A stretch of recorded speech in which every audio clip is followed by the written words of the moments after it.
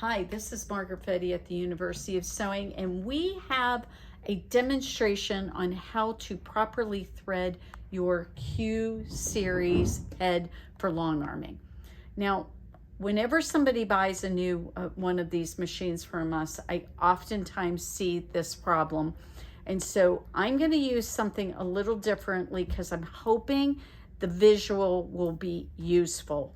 So normally what I quilt with is either Isacore 40 thread, and Isacore is 100% polyester thread. It's nice and thin and it's very pretty, and I use it all the time. One of the other threads I like to use is Madeira Arrow Quilt thread. Again, not terribly thick, very pretty thread. This is a variegated.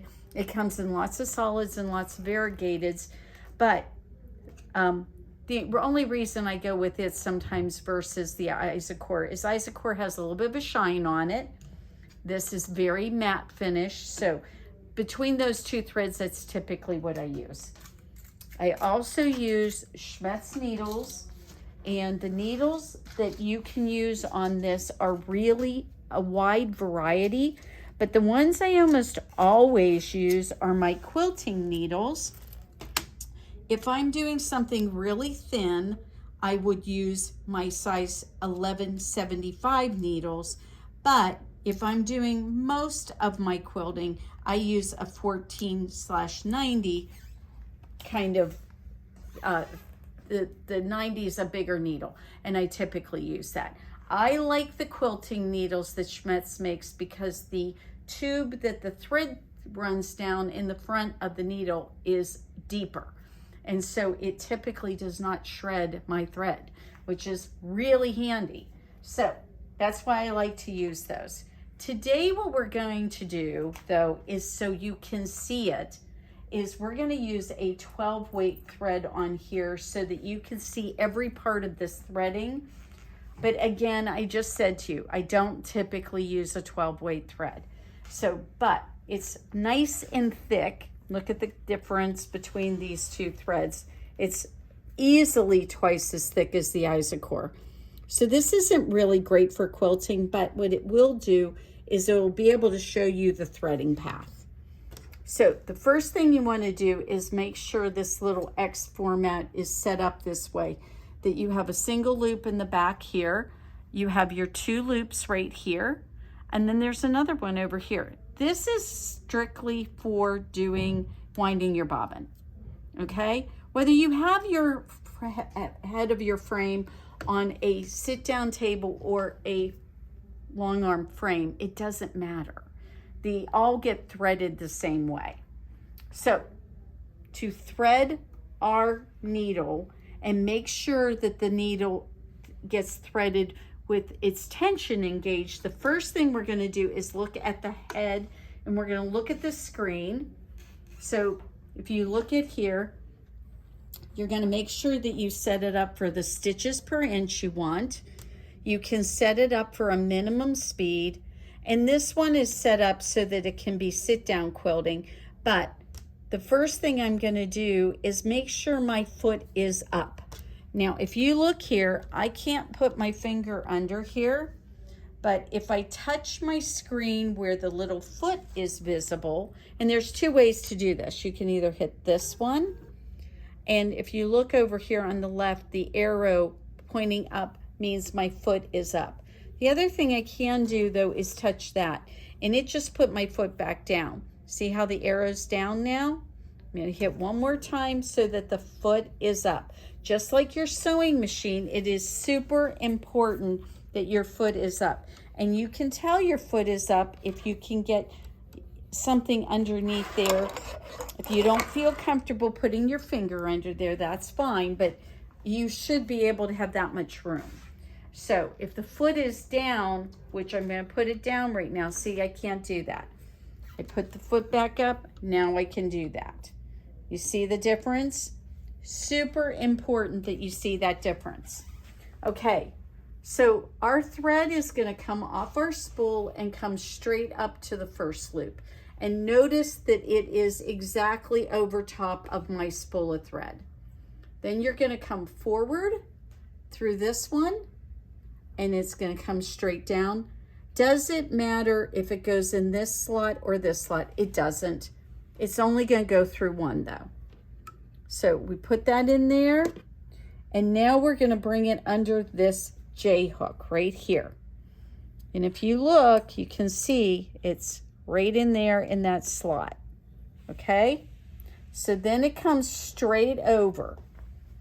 Okay, I'm going to go ahead and we're going to switch positions with the cameraman. Okay. So the big thing that people run into trouble is that they do not look and see if their thread is in between these discs. And I'm using the scissors to kind of show you. So what you want to do is make sure that the thread falls down there just like that thread did. Can you get over just slightly? Yeah, like that. So this thread is going in between the discs, and then it comes straight down. It goes into this area right here. There's a little guide, and then a spring's in there, and you can see the springs moving that up and down.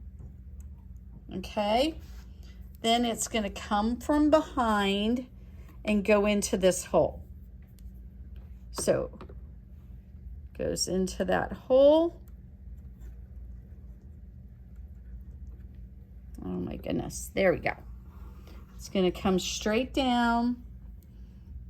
It's going to go into this slot. There's another little J hook right there. It's going to come straight down, and then you will thread it into this needle. Now, I'm not going to thread it into the needle because this is really thick thread and that's not really appropriate for this needle. But my hope is that you see the big key here is that those threads get in between those two tension discs. If they don't get in between there, nothing else you do will work. Now, how can I tell another way that I did this job right? I'm going to put my foot down, and before I put this in the eye of the needle, this should have grabbed my thread and make it really hard. I have a little bit of give, but I should not be able to just pull on this, and I can't. I cannot pull on it.